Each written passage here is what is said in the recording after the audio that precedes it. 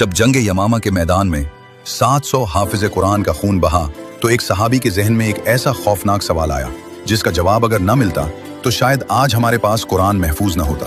ये उस वक्त की बात है जब नबी सल्लल्लाहु अलैहि वसल्लम की वफात के सिर्फ एक साल बाद जंग यमामा में तकरीबन 1200 सहाबा किराम शहीद हुए, जिनमें से 700 के करीब हाफिज कुरान थे।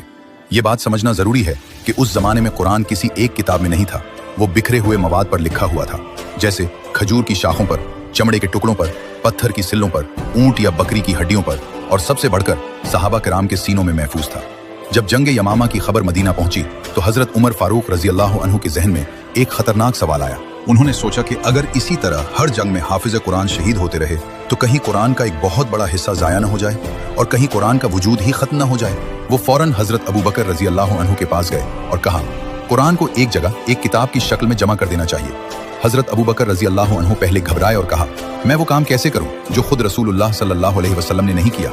ये कोई जिद नहीं थी, ये उस शख्स की एहतियात थी जो दीन में जरा भी बिदत से डरता था।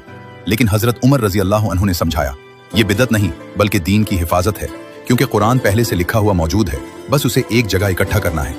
आखिरकार हजरत अबू बकर रजी अल्लाह अन्हु का दिल भी मुतमईन हो गया। इस काम के लिए हजरत जैद बिन साबित रजी अल्लाह अन्हु का इंतखाब किया गया। हजरत जैद रजी अल्लाह अन्हु कातिब वही थे, यानी नबी सल्लल्लाहु अलैहि वसल्लम के सामने कुरान लिखते थे। वो हाफिज कुरान भी थे। नबी सल्लल्लाहु अलैहि वसल्लम ने अपनी जिंदगी के आखिरी दिनों में पूरा कुरान एक बार फिर दोहराया था और जैद रजी अल्लाह अन्हु उस वक्त भी साथ मौजूद थे। जैद रजी अल्लाह अन्हु का तरीक़ेकार इंतहाई सख्त और मोहतात था।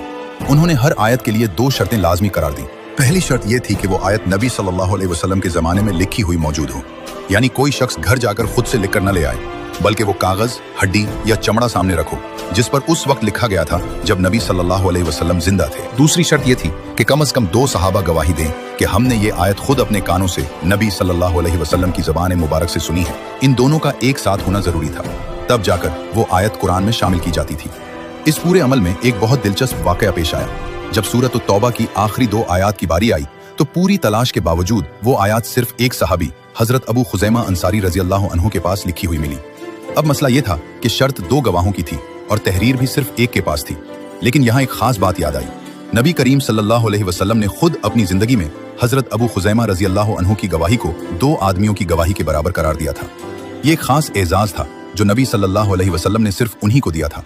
इसलिए उनकी अकेली गवाही और तहरीर को काफी समझा गया और वो आयात कुरान में शामिल कर दी गई। बाद में हजरत उस्मान रजी अल्लाह अन्हु ने हजरत हिफ्सा रजी अल्लाह अन्हा से कुरान का वो असल नुस्खा मंगवाया और उससे कई नकलें तैयार करवाकर मुख्तलिफ शहरों में भेज दी।